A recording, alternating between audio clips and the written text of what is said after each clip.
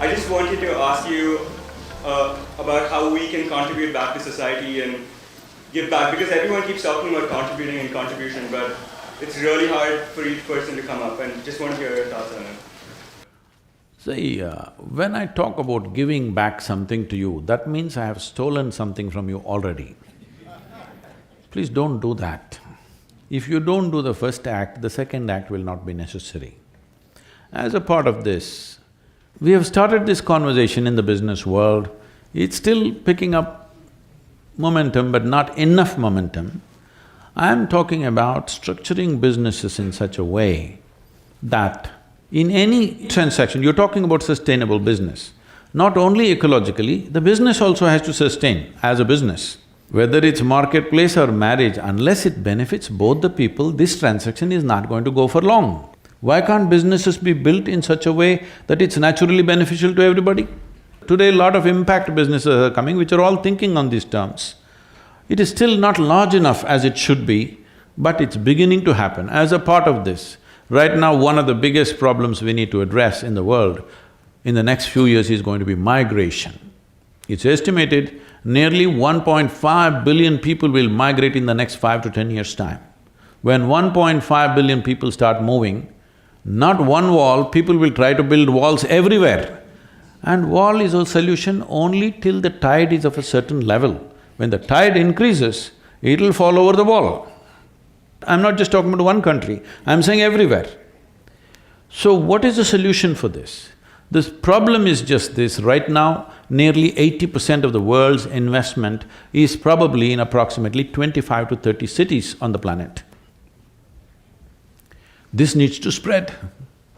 If investment has to spread, who will risk spreading their investment to a place which is harder to do business? You have to create a fund which will allow a little more easy money. We are looking at this in a big way, trying to work with the United Nations and the large businesses and to set up a trust where businesses will be given soft loans for long gestation period, 12–15 years, so that you have time to go there, train the people, create talent and create a business and create livelihood there so that people don't have to go away. What kind of business? Well, businesses can decide what kind depending on the terrain, people, the nature of everything else that is their ecosystem. But if we don't do this now, that if we don't spread the world's investment into various areas, you will see when one segment of population is living with so much comfort and well-being, another segment has nothing, you cannot control it. All these years you controlled it because there was no transportation, you understand? Now everybody has transportation. One way or the other they will come in.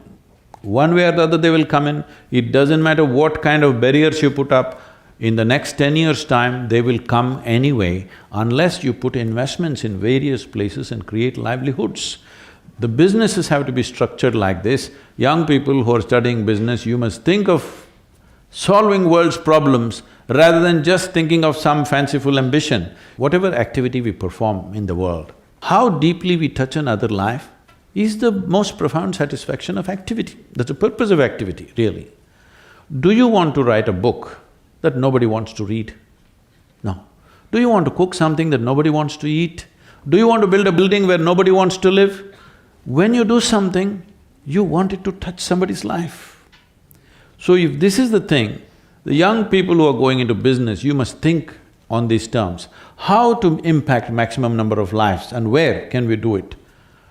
If we don't create this opportunity and allow migrations to happen, you will see terrible things happening when people migrate.